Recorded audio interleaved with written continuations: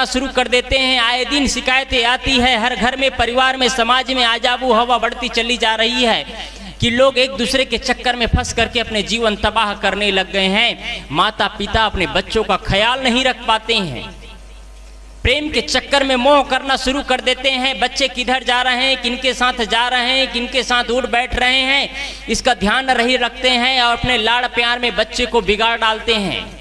एक जगह की बात याद आई तो मैं आपको बता दे रहा हूं। प्यार के चक्कर में, प्रेम के चक्कर में बच्चे अपने बच्चे को इतना बिगाड़ लेते हैं माँ बाप कि वो बच्चे गलत दिशा की ओर आगे बढ़ना शुरू कर देते हैं। बच्चे रात्रि में घूम के आती हैं, लड़कियां लड़के बारात में घूम करके आते हैं, 8 बज जाता है, 9 बज जाता है, 10 बज जाता है, माँ बाप उसका ध्यान नहीं रखते हैं। रात्रि में 9 बजे 10 बजे बच्चियां घर से घूम करके आ रही है, सुबह उठ रही है, 8 बजे 9 बजे सो करके उठ रही है। एक दिन उनकी माँ बोलती है, देखो जी बेटी का उम्र बढ़ता चला जा रहा है और ये बेटी 8 बजे सो करके उठ रही है, कल के दिन में इनकी शादियां होगी, विवाह होगी तो ये क्या इज्जत रखेगी हमारी और अपने परिवार की मर्यादा तो मिट्टी पलीत कर देगी। वो लड़की की इच्छाएं होती थी, वो लड़की इतनी लाडली बन गई थी, अपने पापा की इतनी प्यारी बन गई थी। कोई चीज भगवान से कहे तो देर हो सकता था, लेकिन उनके शब्दों में आने से पहले उनके ख्वाहिशों को, उनकी इच्छाओं को, उनके सब कुछ को पूरा करते उनके पिताजी आते रहे। वो पिता बोलते थे कि कुछ ही मिनटों में उनके ख्वाहिश पूरा हो जाता था। पिताजी ये चाहिए, उनके पिताजी ला करके दे देते थे। पिताजी मोबाइल चाहिए, मोबाइल देते, गाड़ी चाहिए, गाड़ी देते, कपड़े चाहिए, कपड़े देते, कहीं आना है जाने है, सारी व्यवस्था करते। आपका लाड़ प्यार कहीं बच्चे का जीवन बर्बाद न कर दे। आप बच्चे को कैसे संस्कार दे रहे हैं आज जानिए आप। आज हर घर में शिकायतें आ रही है। लोग कहते हैं कि हमारे बच्चे हमारे कहा नहीं मानते हैं, हमारे बच्चे ठीक ठाक थे, लेकिन जैसे ही बच्चे की शादी हुई, बहू के चक्कर में हमारे बच्चे हमारे से दूर होते चले गए और बहू के चंगुल में आकर के फंस गए हैं 6 महीने में। आप विश्वास करिए, आपने 25 साल तक अपने बेटा को लाड़ प्यार से रखा था, आपने कैसा संस्कार दिया, कैसा प्यार दिया कि आपके बहू आने के बाद 6 महीना में आपके बहू ने आपके बेटे को अपने अंकुश में कर लिया। आपका 25 साल का प्यार भूल गया। आपकी कमी रही कहीं न कहीं आपके प्यार में, कहीं न कहीं आपके व्यक्तित्व में कमी रहा है, कहीं न कहीं आपके जीवन शैली में कमी रहा है, जिसके वजह से आपके 25 साल के प्यार के ठुकरा करके आपके बेटे आपके बहू के इशारे पर चल रहा है। आप दोष देते हो बहू को, ये समाधान नहीं है। आप ऐसा प्यार दीजिए, आप ऐसा व्यक्तित्व का निर्माण करिए, अपने जीवन को ऐसे बनाइए, अपने व्यक्तित्व का निर्माण ऐसा हो, आपका बोलना गंभीर हो, आपका सोचना गंभीरता हो, आपका जीवन शैली इतना अच्छा हो कि आपके हर चीज अनुकरणीय होना चाहिए, हर चीज अनुकरणीय होना चाहिए। थोड़ा बेस खोलेंगे भाई, हेलो भाई, थोड़ा बेस खोलेंगे, बेस रिबन कर रहा। आपका हर चीज अनुकरणीय होना चाहिए। बच्चे बड़े होते चले जा रहे हैं, 8 बजे 9 बजे उठ रहे हैं, रात्रि में 8 बजे 9 बजे आ रहे हैं। कुछ दिनों बाद उनके पिता सोचता है अब मेरी बिटिया शादी के योग्य हो गया है, अब शादी कर देना चाहिए। उसके लिए योग्य वर ढूंढता है, योग्य वर ढूंढता है, बहुत मुश्किल से उनको योग्य वर मिलता है।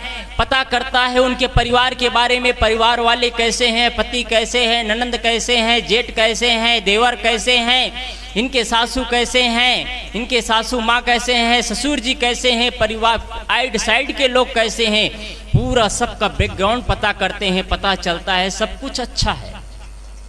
बड़े उत्साह के साथ में उनके सेठ जी अपने बच्चे की शादी की तैयारी करता है। एक ऐसा विवाह मंडप बनाता है जो इलाकों में नहीं बना था, उस नगर में ऐसा कोई शादी नहीं किया था, वैसे शादी की तैयारी करता है सेठ जी और अपनी बेटिया की शादी करता है। सबको आमंत्रित करता है, बड़े उत्साह के साथ, बड़ी उल्लास के साथ, बड़ी लोगों को इकट्ठा करते हैं और अच्छे ढंग से शादी संपन्न होता है। शादी संपन्न होने के बाद 7वां दिन के बाद 8वां दिन उसकी बेटी का फोन आ जाता है। फोन में प्रश्न वाक्य रहता है, पापा तुम कहाँ हो? उनके पापा बोलते हैं बेटा मैं तो घर पे हूँ। तुम जैसे भी हो, जिस किसी प्रकार से हो, तुम यहाँ 1 मिनट देरी न करके तुम यहाँ आ जाओ। उनके पापा पूछते हैं आखिर बेटा बताओ तो हुआ क्या है। बिटिया बोलती है पापा ये मत पूछो हुआ क्या है, यदि तुम मुझे सही सलामत देखना चाहते हो तो तुम 1 मिनट की देरी मत करो, तुम तुरंत यहाँ आ जाओ इस घर पर। जैसे ही घर में जाता है देखता है पापा को इधर बेटी का प्यार दिखाई दे रहा है। बेटी बार बार याद दिला रही है उनकी लाडली बेटी जिन्होंने 25 साल तक अपने लाड़ प्यार से रखा था। वो जाता है और जैसे ही घर में प्रवेश करता है उनके संधी जी गेट पर खड़े हैं, उनसे बात नहीं करते। सिर दूसरे तरफ घुमा करके आगे बढ़ जाता है उनके संधी जी। उनकी संध्याइन वहीं पर खड़ी है लेकिन कोई वार्ता नहीं। आगे बढ़ जाता है, वो आगे बढ़ जाती है वो भी। देखते हैं मेरे दमाद जी खड़े हैं, वो तो कुछ वार्ता करे। उनके दमाद भी मुंह छिपा करके दूसरे तरफ चला जाता है। उनके देवर भी वहीं पर खड़े हैं, वो भी कोई वार्ता नहीं करता है। सभी के सभी किनारे होते चले जा रहे हैं। याद रखिएगा आपका एक बेटी का स्वभाव खराब होता है, आपका अपमान होता है, दर दर के ठोकरे खाना पड़ता है। जहां आपका बड़े सम्मान के साथ स्वागत किया जाता है कि संधी जी आए हैं हमारे घर में, अहो भाग्य, लेकिन दुर्भाग्य समझते हैं आपका अपमान और तिरस्कार किया जाता है, आपको अपमान झेलना पड़ता है। एक आपके बेटी के स्वभाव खराब होने से आत्मीय बंधुओं बेटी पालना सहज नहीं होता है। बेटी को पालना एक संत की तरह पालना होता है। संत के जीवन में यदि दाग लग जाता है तो संत सम्मानित नहीं होते हैं। हमको हमारे नाम के वजह से लोग सम्मान नहीं देते हैं, हमारे कपड़े के वजह से लोग सम्मान नहीं देते हैं, हमारे चरित्र और संत की सेवा चरित्र की वजह से होती है, ना कि व्यास गद्दी में बैठने की वजह से होती है।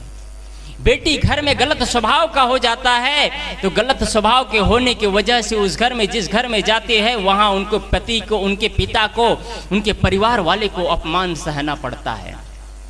जैसे घर में प्रवेश करते हैं सब लोग तिरस्कृत भाव से किनारे होते चले जा रहे हैं। उनके पिताजी बेटी के कमरा में जाती है, बेटी के कमरा में जाते ही बेटी कहते हैं पिताजी चलो। पिता पूछते हैं आखिर बेटा बताओ तो क्या हुआ। पुनः उनकी बेटी बोलती है मुझे इस घर में 1 मिनट भी नहीं रहना है, पानी भी मत पीना तुम इस घर से पिताजी, चलो इस घर से हमको 1 मिनट भी नहीं रहना है, तुरंत चलना है। तुरंत उस घर से पूरा अपना बोरिया बिस्तर बांधती है बेटी और घर से निकल जाती है और कहते हैं तैयार हो जाती है। उनके पिताजी कहते हैं बेटी एक बात तुम्हारे माँ को तो बता दूं मैं कि मैं आया हूँ लेने के लिए तुमको।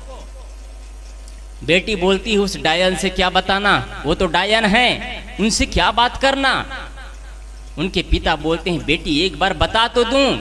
तब भी पिता जीत करके उनके सासू माँ के पास चले जाते हैं और सासू माँ को उनके बोलते हैं मैं आया हूँ अपने आपके यहाँ। उनके सासू माँ बोलती है देख रही हूँ मैं, मेरा आँख है, आँख से दिखाई देता है, चश्मा लगा हुआ है, आप आए हैं देख रही हूँ मैं। इतना में उनके पति, उनके सासू माँ बोलती है ठीक है आए हैं तो। इतने में उनके पिता बोलते हैं मैं अपने बेटी को लेने के लिए आया हूँ। उनके सासू माँ क्या बोलती है हाँ ले जाओ, अभी इसी वक्त ले जाओ। उनके पिता फिर से बोलते हैं 2-4 दिनों में उसको ला दूंगी, छोड़ दूंगी। 2-4 दिन ही नहीं, तुम जिंदगी भर मत लाना, इस घर में तुम्हारी बेटी के लिए कोई जगह नहीं है। तुमने कैसे बेटी को भेज दिया है हमारे घर में, ये बोझ बनकर हमारे घर में रह रही है। 8 बजे सोकर के उठती है, 10 बजे रात्रि तक इधर उधर घूमती है। एक घर की बहू है कि क्या है? तुमने कैसे संस्कार दिया है, कैसे वातावरण में रखा है तुमने अपने बेटी को? ये किसी कहानी नहीं है, ये हकीकत घटना बता रहा हूं मैं। ले जाओ, तुम कभी मत लाना अपने बेटी को इस घर में। उनके पिताजी सारे उलझना सुना पड़ता है, सारे घर के लोग टेचरे देते हैं, सारे चीज सुनते हैं और अपने बेटी को घर से लेकर के जाते हैं। जाते जाते रास्ते में पूछते हैं बेटी ये तो बताओ ऐसा अवसर क्या हुआ, ऐसे परिस्थिति कैसे पैदा हुआ। मैंने तो इतना भव्य शादी किया था, जैसे उस इलाके में, इस नगर में शादी नहीं हुआ था। वैसे मैंने विवाह का मंडप सजाया था, वैसे स्वागत और सत्कार किया था पूरे परिवार और समाज के लोगों को। लेकिन ऐसा क्या वातावरण हुआ, ऐसा क्या हुआ कि ऐसा माहौल पैदा हो गया। आखिर बताओ तो हुआ क्या। उनकी बेटी बोलती है, मत पूछो पिताजी पापा जी उसके बारे में, पूरे घर के लोग नरक के द्वार है, पूरे नरक के द्वार है और कुछ नहीं है। इतना में उनके पिताजी पुनः पूछते हैं, अच्छा ये तो बताओ तुम्हारी सासू माँ कैसे हैं। मत पूछो, वो तो डायन है, डायन। सासू को बोलती है डायन है। अच्छा तुम्हारी सासू माँ डायन है, अच्छा ये तो बताओ तुम्हारे देवर जी कैसे हैं। वो कहते हैं देवर जी के बारे में मत पूछो पापा जी, वो तो आवारा है, सुबह शाम रात दिन घूमता रहता है, बस उनका काम घूमना है, आवारा है, बस आवारागर्दी करता रहता है बस, और कुछ काम नहीं है उनका। इतना में पूछते हैं, अच्छा ये तो बताओ तुम्हारे जेठ जी कैसे हैं।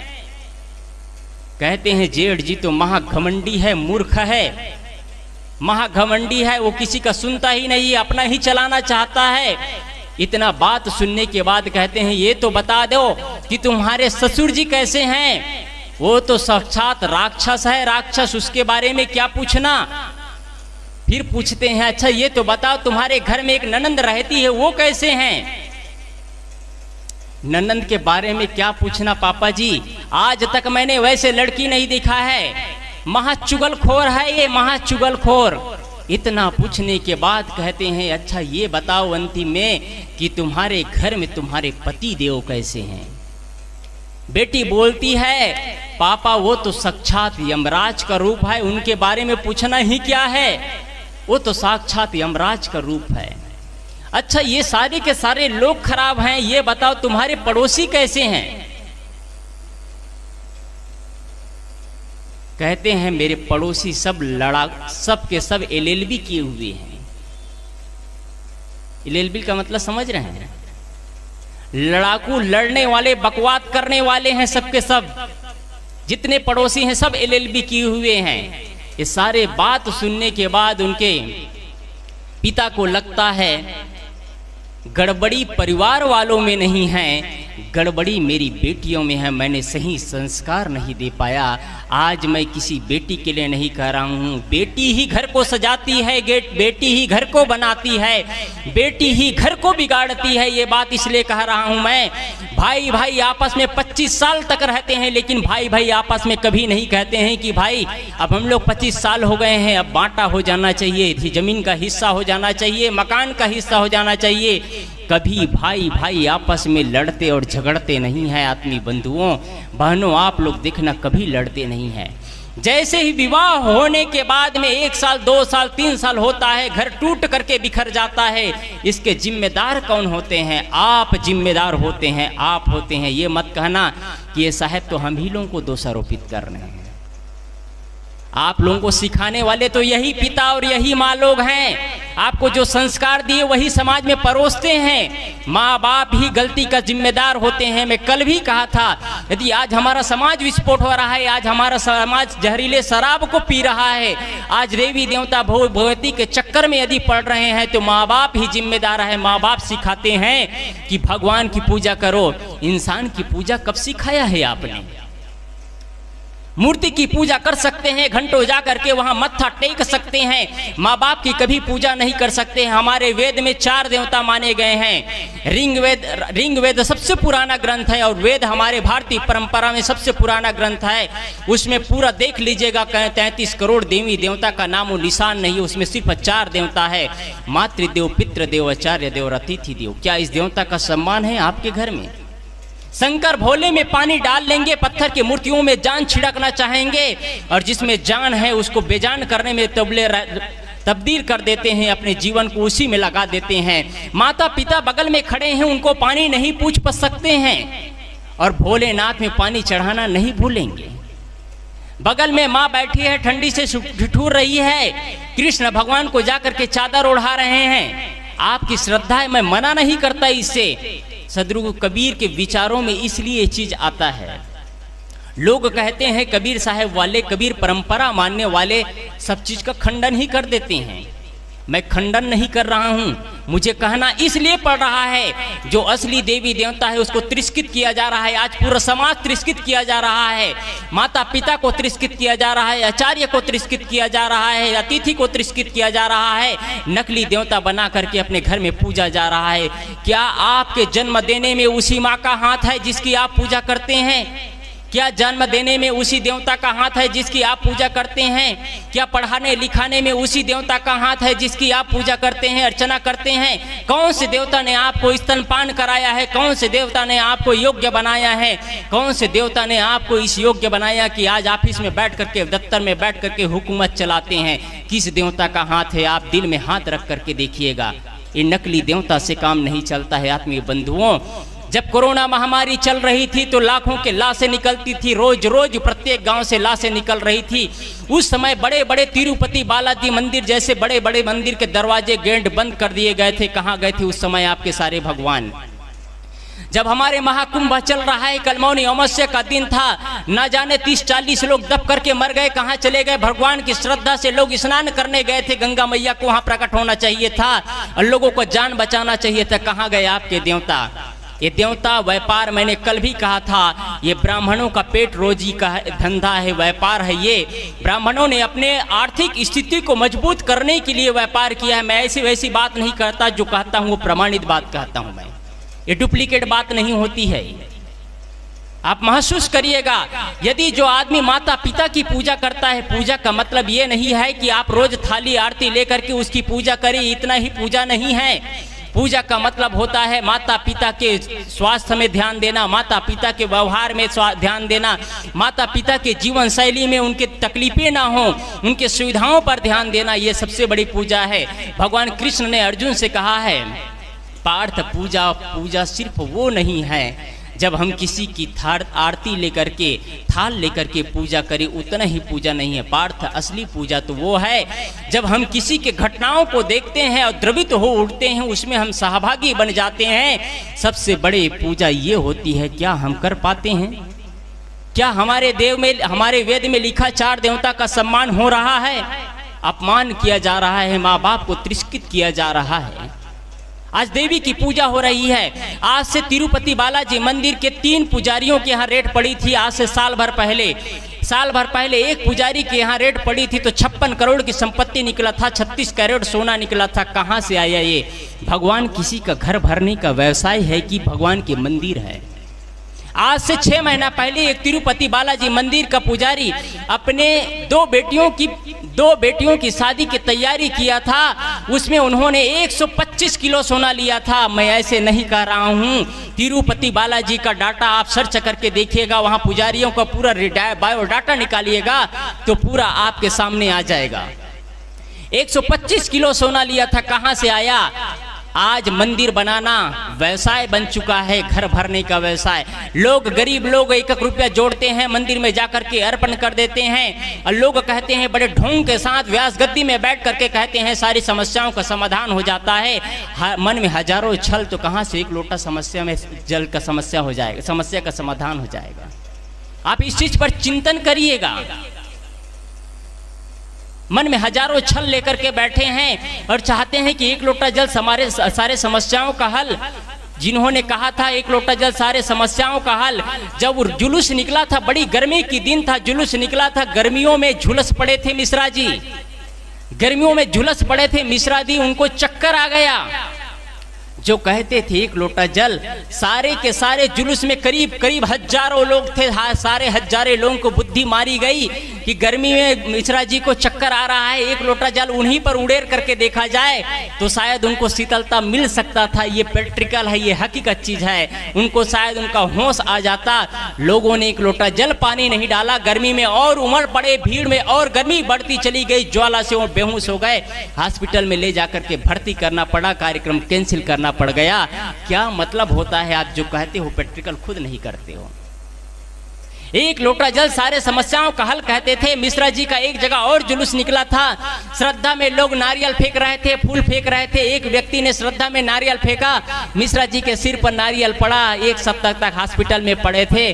भोलेनाथ का एक लोटा जल काम नहीं आया, नहीं आएगा। आत्मीय बंधुओं, एक लोटा जल उस भोलेनाथ में मत डालिए पानी, आपके भोलेनाथ आपके स्वामी है, उस पे पानी डालिए, उनका पैर धोइए, उनका चरणामृत लीजिए और उनके घर में सम्मान करिए, माता पिता का सम्मान करिए, तो शायद आपका घर स्वर्ग बन जाएगा, आपका घर परिवार बन जाएगा। आत्मीय बंधुओं में अपना पुनः जो कह रहा था, बेटी की शादी की तैयारी हुई, पूरी शादी कर लिए, ससुराल में जाने के बाद अपमान ही अपमान मिलता है। जाते जाते ले जाते सारे चीज पूछते हैं, कहते हैं सासू माँ डायन है, देवर जी आवारा है, जेठ जी मूर्ख है, मेरे पति देव यमराज हैं, ससुर जी राक्षस हैं और ननंद तो महा चुगलीखोर है। ये सारे चीज कहने के बाद पिता को लगता है कमी परिवार वालों में नहीं, कमी तो मेरी बेटी में है। घर जाने के बाद में घर में रहना शुरू करती है, कुछ दिन हो जाता है, कुछ दिन होने के बाद में उनकी भाभी बोलती है, ला तुम्हारे कमरे की चाबी दे। कटु और तीखे शब्द सुन करके उनकी ननंद को लगता है भाभी आज तक तो मुझे प्रेम से बात करती थी, आज कैसे बोल रही है। बोलती है कल से तुम भोजन बनाना, एक टाइम के भोजन मैं बनाऊंगी, एक टाइम का भोजन तुम बनाना। भाभी ऐसे कटु और तीखे वचन तो कभी नहीं बोलती है, बोलती है फट से क्या बोल पड़ती है, भाभी तुम तो मेरे से बड़े प्यार करती थी, सम्मान शब्दों सम्मान के साथ सम्मान किया करती थी, लेकिन आज तीखे और कड़वे शब्द क्यों बोल रहे हो। भाभी क्या बोलती है, तुमने अपना घर के नरक का द्वार बना करके रखा है, घर तोड़ करके आई है और आज हमारे घर में आकर के हमारे ही सिर पर दाल पीसेगी।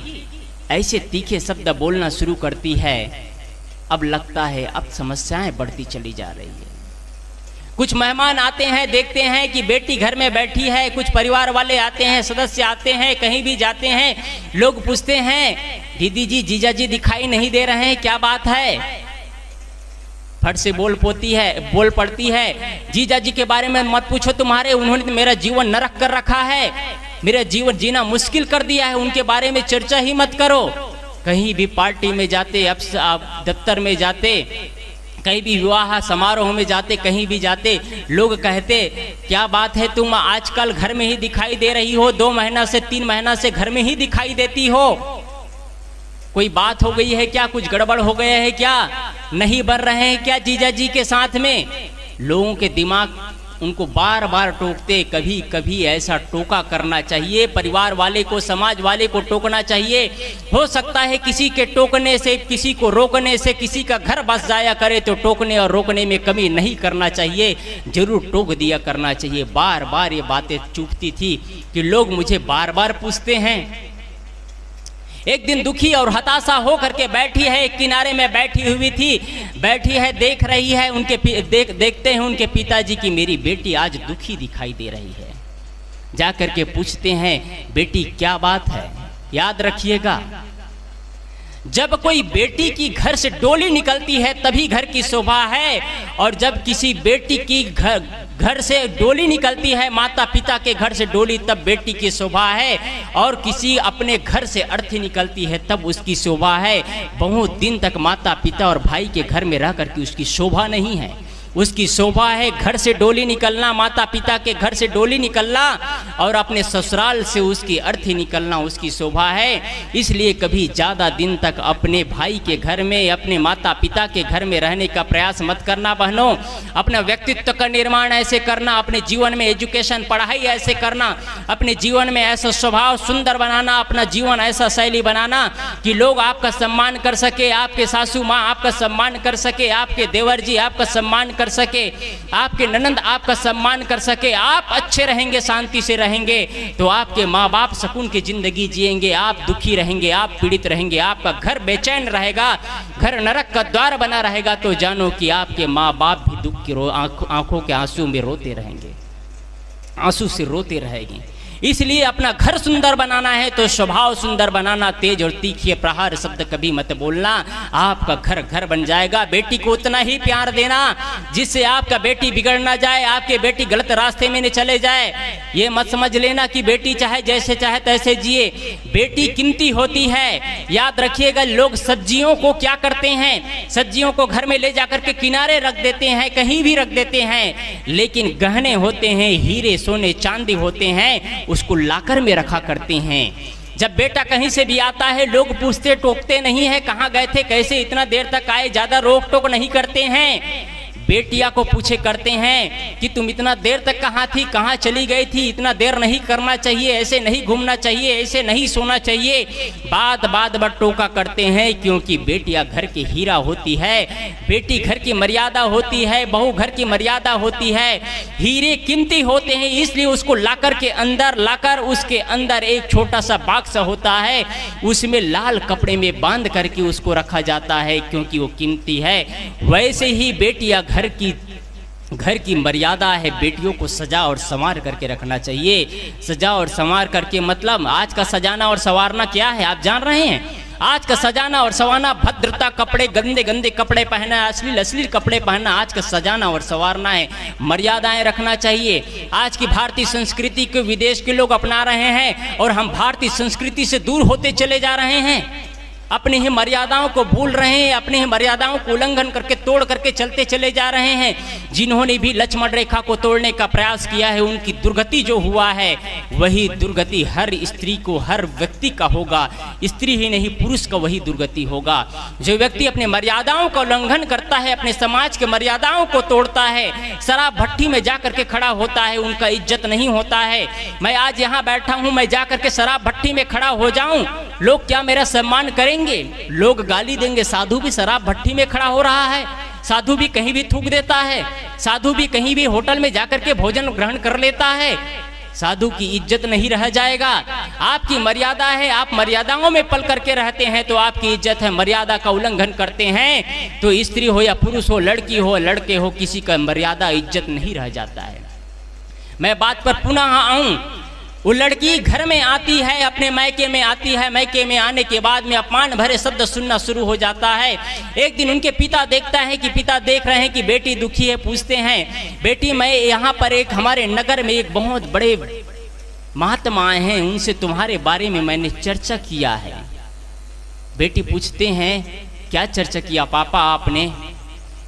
पापा बोलते हैं मैंने चर्चा किया, सारी चीज बताया, तो उन्होंने कहा है, महात्मा ने कहा है कि परिवार वाले 6 महीना में तुम्हारे अंकुश में हो जाएंगे, बेटी के अंकुश में हो जाएंगे। बस उनको एक काम करना होगा और सब तुम्हारे इशारे पर चलेंगे।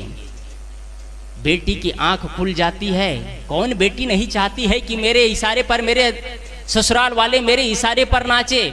इतना में बोलते हैं मेरे ननद तो मेरे इशारे पर हो जाए समझ में आता है, लेकिन मेरे सास तो मेरे से ज्येष्ठ हैं, बड़े हैं, वो कैसे मेरे, वो तो तुम्हारे पीछे पीछे जाए, तुम्हारे पैर पड़ेगी। वो खुश हो जाती है सुन करके, तुम्हारे पति जी तुम्हारे पीछे पीछे जाएंगे। कौन नहीं चाहेगा ऐसा ससुराल हो? इतना में बेटी पूछती है अच्छा पापा आप महात्मा जी से क्या बात किए हैं, क्या बात हुई है, ये तो बता दो। पापा जी कहते हैं महात्मा जी ने एक मंत्र दिया।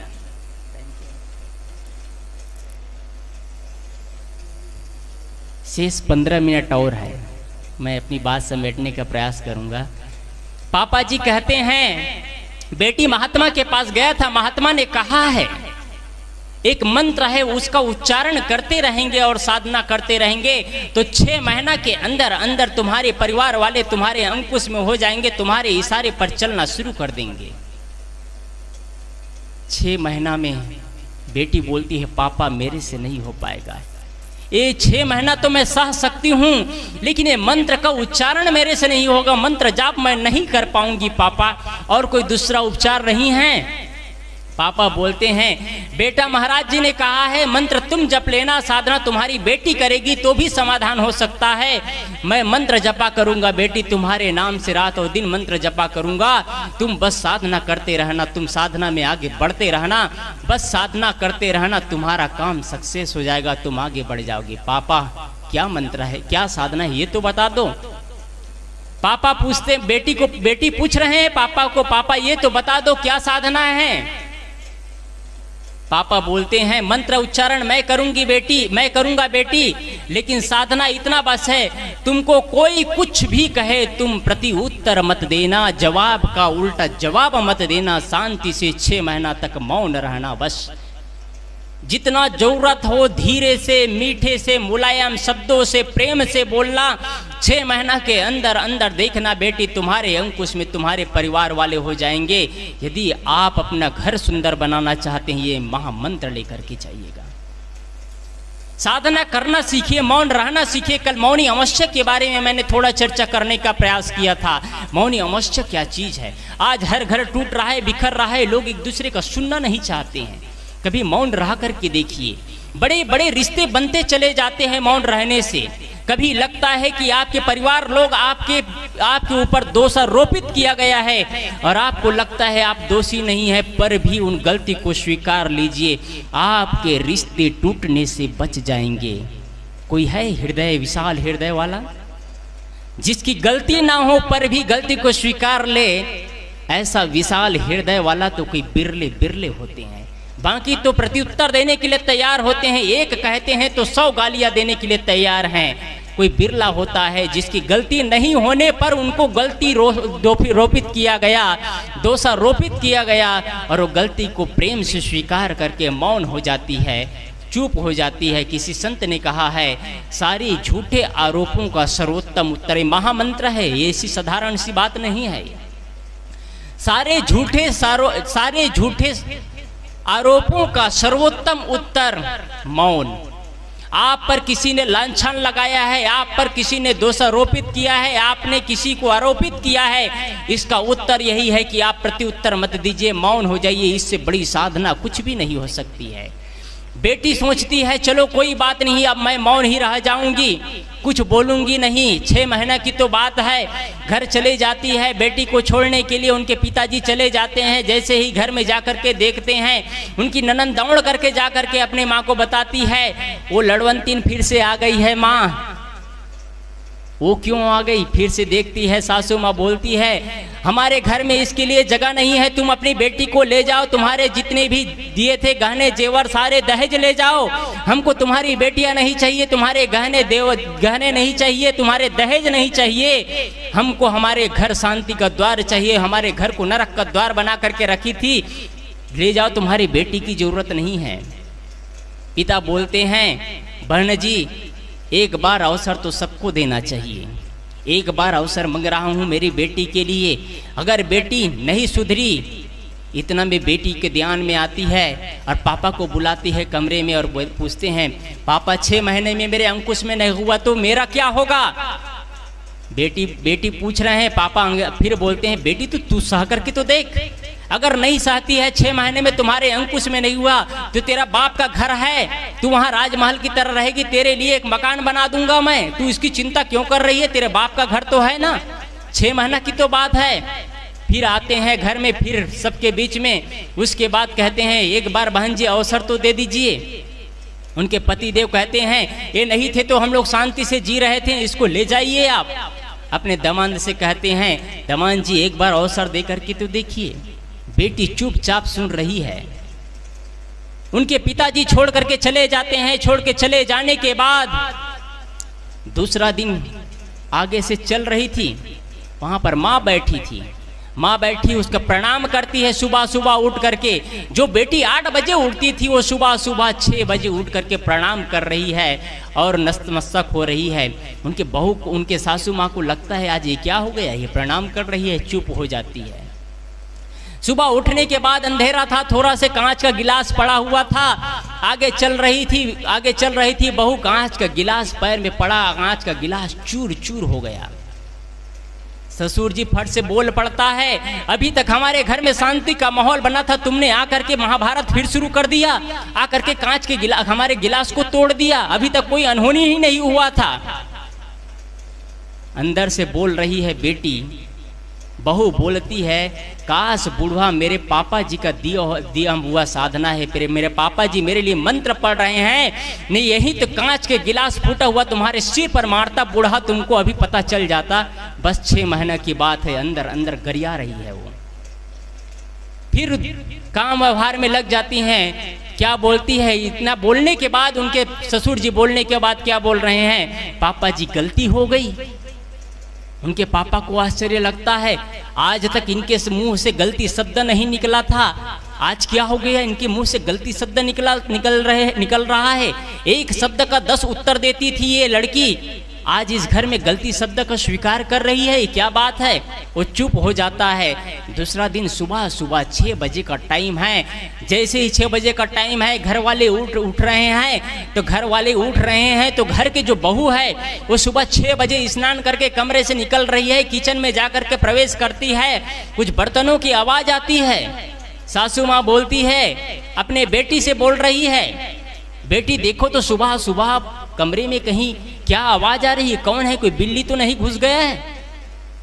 जा करके उनकी ननंद जी देखती है, और ननंद देखती है तो धीरे से बोलती है, माँ बिल्ली नहीं है तो क्या है, हमारे घर की बिल्ली है।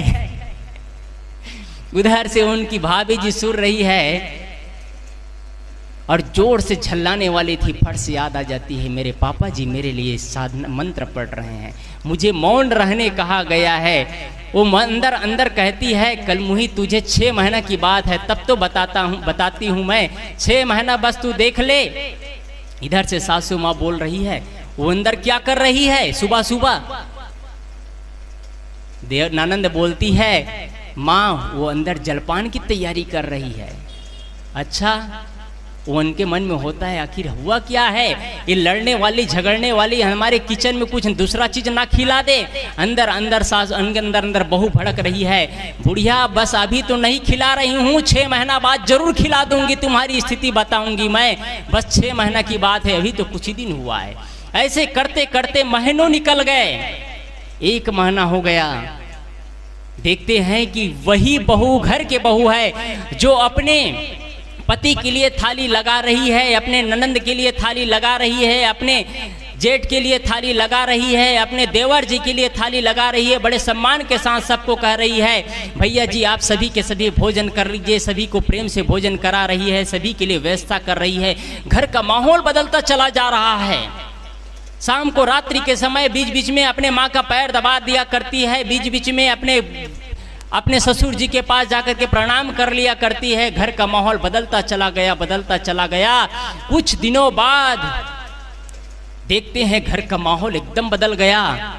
अंदर अंदर सोचते हैं, महाराज जी का ऐसा क्या मंत्र है, महाराज जी ने 6 महीना कहा था, 1 महीना के अंदर आज सब मेरा सम्मान करना शुरू कर दिए हैं, सब मेरे से प्रेम से वार्ता कर रहे हैं, सब मेरी ही बातों पर ध्यान देते हैं। एक दिन सासू माँ बोल पड़ती है, बेटी अब मेरी अवस्था जर्जरता की अवस्था है, अब मेरे से नहीं रहा जा रहा है। अपने कमर से चाबी निकालती है, वैसे ही बहू अपने आंचल फैला लेती है। हाँ माँ, क्या पूछना है, जब घर के चाबी बहू को मिल जाए तो 4 चांद लग जाता है। माँ बोल रही है, बेटी मेरे से अब घर का सयानी नहीं हो रही है, घर का देखभाल तुम करना। आंचल फैला करके बोल रही है, हाँ माँ अब आपकी अवस्था आराम करने की अवस्था है माँ, अब तुम आराम करो माँ, मैं सब देख लूंगी। सासू माँ बोल रही है, देखो आज से दूध वाले का पैसा बहू देगी, आज से जितने भी पैसा सभी के सभी कमा करके लाना। अपने पति जी से बोल रहे हैं, अपने बच्चे से बोल रहे हैं, अपने बेटे से बोल रहे हैं कि जितने भी पैसा कमा करके लाना, सभी के सभी पैसे बहू के पास में जमा कर देना। और नौकर चाकर का भी पेमेंट बहू ही करेगी। कहीं भी सब्जी लाना हो, कुछ भी लाना हो, बहू को पूछ लेना क्या सब्जी लाना है, जो कहेगी वही सब्जी लाना। बहू को पूछ करके घर में सब्जी बनेगा, भोजन बनेगा। घर का पूरा व्यवस्था ही बदल गया। पापा ने कहा था 6 महीना लगेगा, 2 महीना में घर में 4 चांद लग गया है, घर का माहौल बदल गया है, घर में एक नया शतरंज बिछ गया है, घर में शांति का वातावरण चालू हो गया है। 6 महीना क्या 2 महीना में अंकुश में आ गए, सारा माहौल बदल गया, घर में शांति का माहौल है। जब जब उनके ससुर जी बाहर से आते तो कुछ न कुछ ले करके आते। कभी खोआ का मिठाई लाता, तो कभी गुलाब जामुन लाता, तो कभी पेड़ा लाता। घर में देखते हैं कि बहू मेरे लिए, मेरे ससुर जी इतना मिठाई लाते हैं। एक दिन बोल पड़ते हैं, सासू माँ क्या बोल पड़ती है, देखो कोई भी कहीं जाते हो, घूमने जाते हो, साल में 6 महीना में कहीं जाते हो, तो बहू का ध्यान रखा करो, कम से कम बहू के लिए एक साड़ियाँ तो लेते आया करो। और क्या पूछना है, उसका चेहरा उनका सीना चौड़ा हो जाता है, चेहरे पे मुस्कान बढ़ जाता है। और घर के लोग जब भी लाते तो उनके लिए कुछ सामान लेकर के आते हैं। बड़े बुजुर्ग उनके घर में ससुर जी जब भी आते हैं तो उनके लिए मिठाई लेकर के आते, कुछ लेकर के आते। आत्मीय बंधुओं, बड़े बुजुर्गों को, बूढ़ों को कोई नहीं पूछते हैं, याद रखिएगा। बड़े बुजुर्गों को, बूढ़ों को कोई नहीं पूछते हैं, पूछने के योग्य बनना पड़ता है। आपको नहीं पूछते हैं, पूछते हैं गुलाब जामुन को, पूछते हैं कपड़े और साड़ी को, पूछते हैं पेड़ा को, मिठाई को, आपको नहीं पूछते हैं। इसलिए आप पूछने के योग्य बनाइए। कभी मिठाई ला दीजिए, कभी साड़ी ला दीजिए, कभी कपड़े ला दीजिए, कभी और कुछ ला लीजिए। आपके बच्चे आपके पास जाकर के चींटी की तरह झूमना शुरू कर देंगे। आप कंजूसी में अपने ही पैसा को आप व्यर्थ में मत जाने दीजिए। लड़ करके झगड़ करके सब अपने बच्चे अपने अंकुश में ले लेंगे। आप अपने संपत्ति का सदुपयोग करना सीखिए, अपने संपत्ति में, अपने परिवार में बिखेरना सीखिए। ये जीने का तरीका है। मैं सिर्फ एक घटना नहीं बता रहा हूँ, मैं जीने के तरीके बता रहा हूँ आपको। मैं आप अपने परिवार में कुछ लाने का हिम्मत रखिए, कुछ लाइए, तब बूढ़ों बुजुर्गों को पूछा जाता है। कुछ दिन हुआ था, 3 महीना हुआ है, 6 महीना नहीं हुआ है, सारे परिवार के लोग उनके इशारे पर चल रहे हैं। 6 महीना का समय दिया था, लेकिन 3 ही महीना हुआ था। उनका भाई, रक्षाबंधन का त्योहार है, लेने के लिए आ जाता है। लेने के लिए आ जाता है। भाई पूछता है, दीदी रक्षाबंधन का त्योहार है, अब चलना है, पिताजी बुलाए हैं, रक्षाबंधन का त्योहार है, चलना है। बहन क्या बोलती है, जब उनके पिताजी आए थे तो बोलते हैं, मैं 1 मिनट यहाँ नहीं रुक सकती पापा जी, मुझे तुरंत ले चलो, उस डायन से मत पूछना। लेकिन अब क्या कह रही है, अब बोल रही है भाई कहीं भी आना हो, कहीं भी जाना हो, मैं जाना और नहीं जाना मेरे हाथों में नहीं है। जा करके तुम मेरी सासू माँ से पूछ लो, जो कहती थी डायन से मत पूछना, वो कह रही है जा करके सासू माँ को पूछ लो, सासू माँ जैसे कहेगी वैसे ही करूँगी। उनके भाई कहते हैं, क्या बात है बहन जी, दीदी आज क्या हो गया, तुम तो कल के दिन में डायन कह रहे थे। भाई ऐसा मत बोलो, मेरे ही घर में, मेरे ही घर के लोगों की निंदा मत करो, मेरे सब कुछ हैं वो। जा करके पूछो, तो तुम कुछ मत बोलो उनके बारे में, जा करके माँ से वार्ता करो, माँ से पूछो कि घर ले जाना चाहता हूँ अपने बहन को। जा करके पूछते हैं। उनकी सासू माँ क्या बोलती है, देखो बेटा, जब वो रहते हैं तो घर अच्छा लगता है, और घर में बहू ना हो तो घर सूना लगता है। ले जाओ, ना ले जाओ ये तो नहीं बोलूंगी, ले जाओ, लेकिन रक्षाबंधन के दूसरे ही दिन तुम घर ला देना बेटा बहू को, क्योंकि उनके बिना घर सूना लगता है। इधर से ननंद देख रही है, ननंद के आंखों में आंसू बह रहा है। मित्र के तरह आपस में प्रेम से रहते थे दिन भर। इधर से उनके देवर जी देख रहे हैं, दिन भर भाभी भाभी करके उनके पीछे पीछे नाचते थे। भाभी जी जा रहे हैं, बेचारे देख रहे हैं, अब भाभी नहीं है, जा रही है। कहते हैं अपने उनके भाई से, देखो जी हमारे घर में और कोई नहीं है, सारे लोग हैं, दिख रहे हैं, भाई हैं, मेरी बहन है, मेरी माँ है, मेरे पिताजी हैं, वो दिखाई नहीं दे रहे हैं। अब कह रहे हैं देखो जी घर में कोई नहीं है, हमारे भाभी जी को जल्दी छोड़ देना, और चले जाते हैं। जाने के बाद घर में 4 चांद लग जाता है। जैसे ही घर में प्रवेश करते हैं, उनके पिताजी पूछते हैं, अच्छा बेटी ये बताओ तुम्हारे घर में कैसे हैं, अब माहौल कुछ बदला कि नहीं। पापा जी सब कुछ बदल गया, आपने 6 महीना का अवसर दिया था, सब कुछ बदल गया। अच्छा सब कुछ तो बदला, लेकिन ये तो बताओ तुम्हारे पति जी कैसे हैं, जो तुम्हारे लिए यमराज का रूप था वो कैसे हैं, पूरा विवरण देते हैं।